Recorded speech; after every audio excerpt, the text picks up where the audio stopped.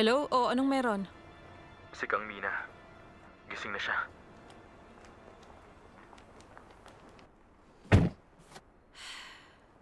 Salamat sa stellar deduction skills at memory ko. Nakapasa ako sa bar exams at naging prosecutor pa. Nalagpasan ko lahat ng mga pagsubok na hinain sa harap ko.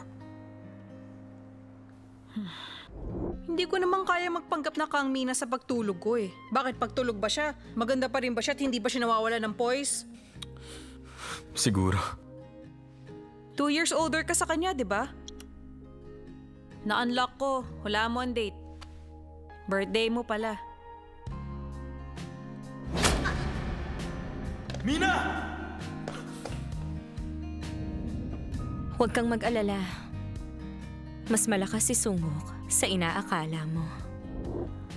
Ay, pero sa mga oras na to, binabawi ko ang stellar memory at deduction skills ko. Bakit ba ang babaw ko at inaalala ko pa yon? Ay, tumigil ka na nga sa pag-overthink sa mga nangyayari. Ay, naku! Ah.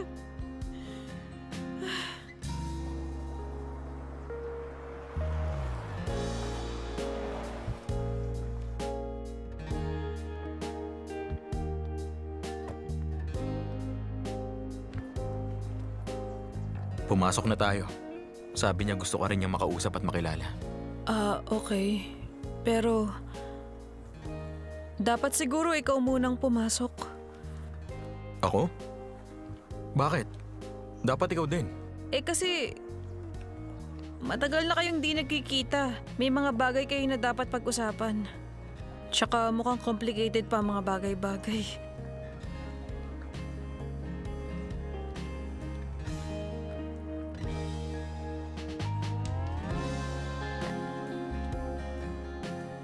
Simple lang naman ang mga tao. Kung gusto mo talagang isang tao, hindi yun komplikado. Pumasok na tayo.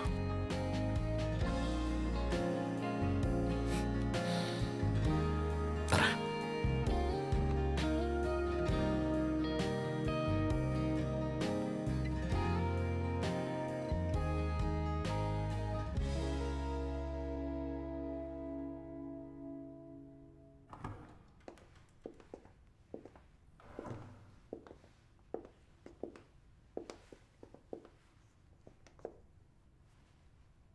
It's nice to meet you, Joy Inju.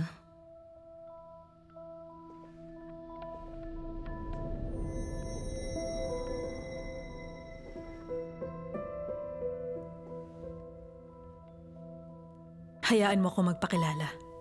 Ako si Kang Mina. Oo. Nice to meet you. Sungwook. It's been a while. Ano ang nangyari? Hindi ko alam.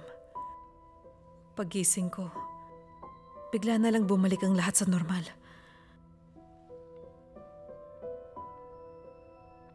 Bakit kaya tayo magkamukha? Ay, oo nga eh. Paulit-ulit kong tinanong ang papa ko, wala naman daw siyang anak sa iba. At madalas pa, sinasabi niya na sana anak na lang daw ako ng isang conglomerate owner. Kaya mukhang anak talaga ako ng nanay ko. Ako naman, nandun ang auntie ko sa delivery room. At pinanood niya din noon ang panganganak ng mama ko. Nagpa-run siya ng paternity test pagkapanganak sa akin.